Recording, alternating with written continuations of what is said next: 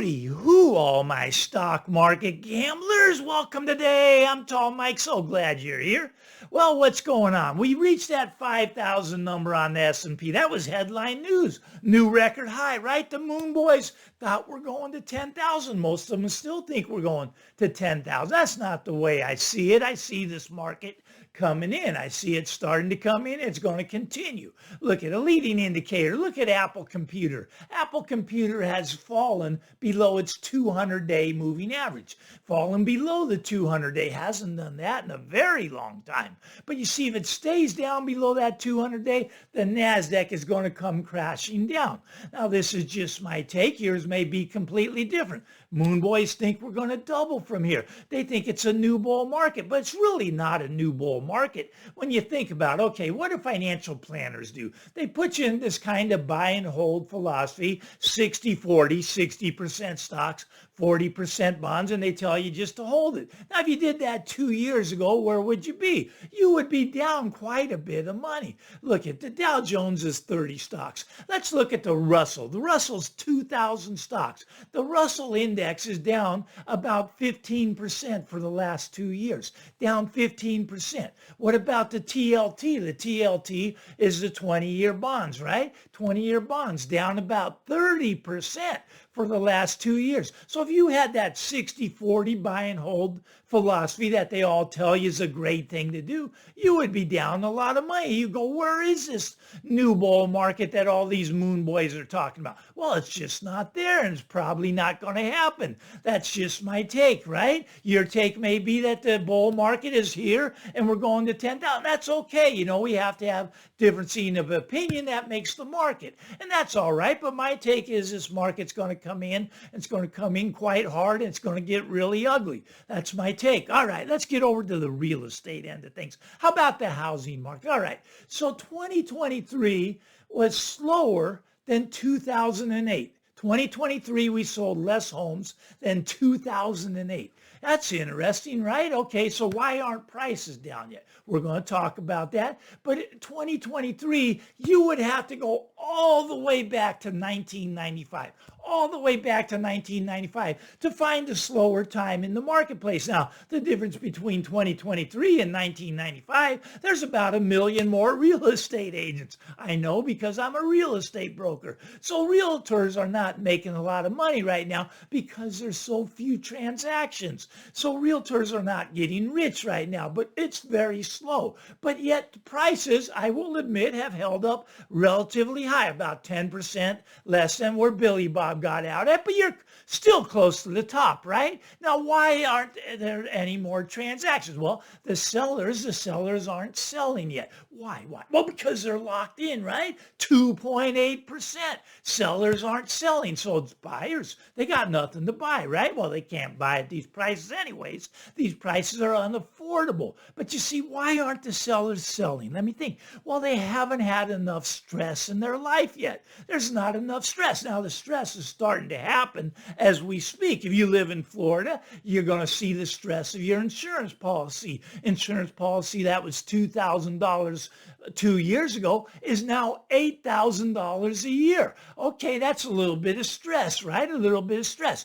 Property taxes, right? Property taxes going up in many states. They've doubled from just 2 years ago, doubled property taxes. That's a little bit more stress to the homeowner. Maintenance fees, everything's so expensive. Little more stress, right? They're getting a little more stress. Okay, well, maybe some of them starting to run out of money. Well, maybe they got to sell some stuff. What are they going to sell? Let me think about maybe that boat they have. They don't take that boat out very often. Boat price is going to be coming way down. Maybe they got a second car laying around. They can sell that so they can continue to make their mortgage payment. Maybe they can put some money on the credit cards. Credit cards delinquencies are spiking up. Car loans, 10,000 repos a day. Delinquencies spiking up. It's hard to hold on to things right now. Things are getting tough. Things are getting more stressful for the homeowner. Life happens. Now, you may be locked in at 2.8%. Let's say you bought your home at $1 million and you got that 2.8%, right? Now, let's say your neighbor sells for maybe $900,000 on one side of you. Same exact house, he sells for $900,000. Oh no, no. Oh no. You're 100,000 underwater. Oh no.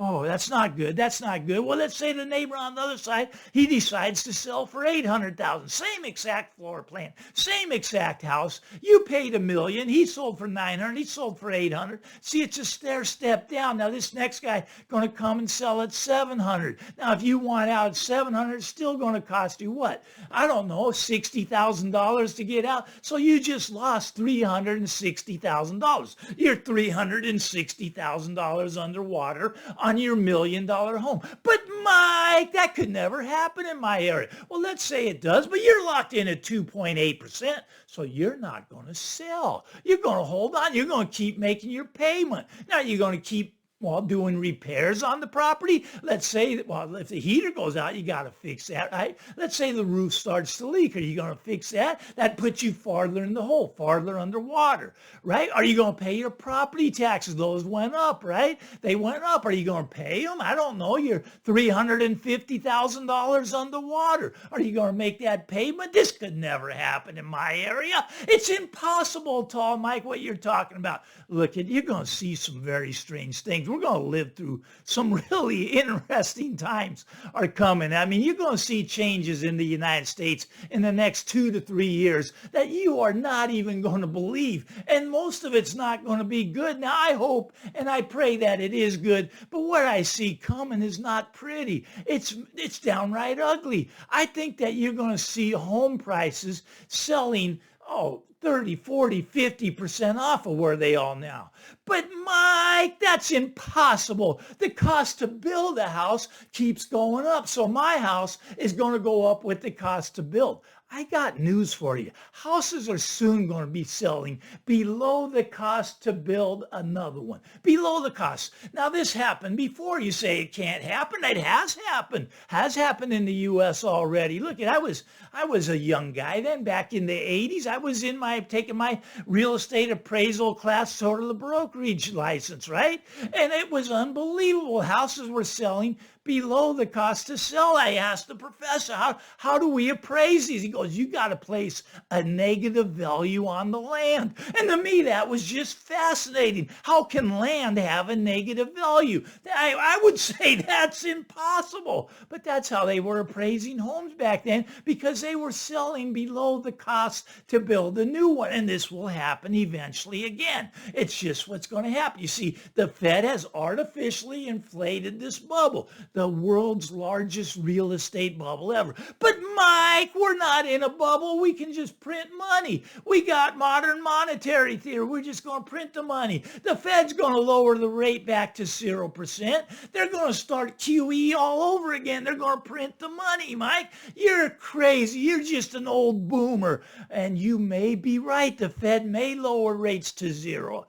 I don't think it's going to do any good. A lot of people say that's going to be great. I don't think so. They may print trillions of dollars. I don't think that's going to do any good. You see, what they control is the short end. They control the 2-year money. Okay, maybe they can get that down to 0, right? Because they're going to keep lowering the rate. But this time when they do it, the long-term money, that's not going to come down. It's not. It's going to go the other way. It's going to reinvert the curve. Right now, the curve's inverted. 2 years paying more than the 10-year. But you're going to see the 30-year, the 20-year, those are going to explode higher. Why? Why? Because they're going to see the inflation that's coming. Look, there's so much the Fed can do. When they just throw in the towel, go back to 0, go back to QE, you're going to see inflation, just that 9% number that we had a year ago on inflation, that's going to be nothing. You ain't seen nothing. Now, I know you young people, you haven't lived through this, you haven't seen it, but this is not my first rodeo. I've seen this before. I've lived through it before. I have had to deal with short sales. Short sales are when you're underwater and you want to give the keys back to the bank, but the bank don't want the house, so they say you can sell your house. You owe them $1 million. You can sell it for $700,000. They'll wipe out that $300,000. They don't even want to touch the house. They just want to get rid of it.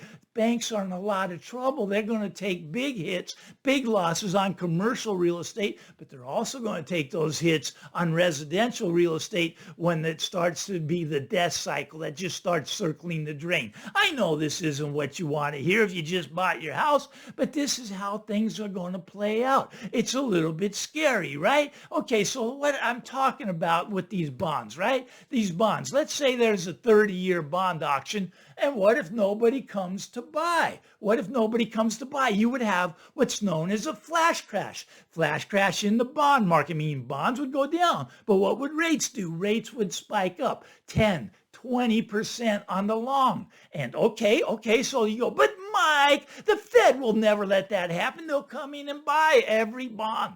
Every bond that's for sale, the Fed will buy because other countries aren't going to be stupid enough to buy them anymore. I mean, you aren't even going to be dumb enough. I'm not going to be dumb enough, right? Nobody's going to buy our bonds. So it's going to flash crash. It's going to shoot up 10, 20%. The Fed, sure, they're going to come in. They're going to come in with trillions and trillions of dollars. Look, we got $9 trillion of bonds turning over this year. Right now, they're at 0.25% interest rate. They're going to have to roll them out at 5.5% interest rate. And if we get a flash crash, it may have to be 10, 20%. And this is a possibility. It's a black swan. It's not off the table. Yes, the Fed can come in with 10, 20, 30 trillion dollars, buy up all these bonds, which they'll have to do. Their balance sheet will balloon from the 8 trillion it's at now to 10, 20, 30 trillion dollars on their balance sheet. But what's that going to do? Inflation is going to go off the chart. Inflation is just going to run wild. 9% is going to be nothing. But the Fed, you see, Jerome, he wants to be Volcker. He's not Volcker. He doesn't have the guts to be Volcker. He can't raise rates any higher. Everything comes crashing down. The banks come crashing down. The government defaults. There's a problem. He has to go to zero, but then you got inflation. It is checkmate for the Fed. It's over. It's game over. Look, this is going to take 1, 2, 3 years to play out. Maybe it happens next month, though. And 6 months from now, it's going to be blatantly obvious what's happening.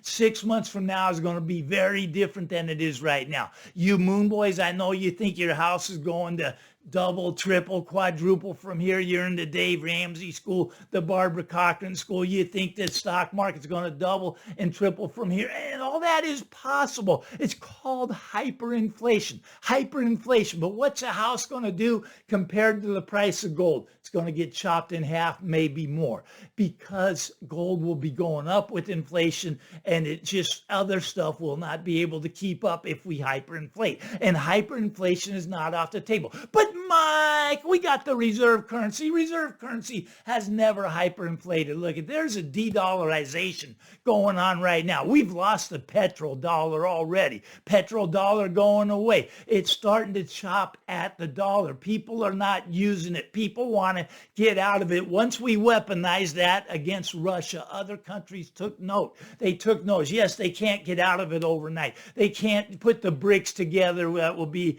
a gold-backed secure dollar. They can't put that together quick enough. So it's a slow process. It's going to take time, but people are going to be flooding away from the dollar, which would send a lot of dollars back into the United States, which would send that hyperinflation scenario into motion. And once a country hyperinflates, it's pretty much over. You have to reset. You have to get a new government in. And a new government might not be a bad thing for us, right? I mean, the one we got hasn't done us any favors, I'll tell you that. But that's a problem right now in the U.S., and the problem's starting to snowball. It's starting to get bigger. It's starting to get bigger. We got crisis after crisis after crisis, and it's just continuing. It's not looking real good. I don't mean to be totally negative. There's going to be a heck of a lot of opportunities if you position well for it. If you have the cash on the sideline, if you have some money and real money, maybe some gold, maybe some silver, you'll be able to pick up these opportunities that are going to become coming. People are going to be giving their boat away,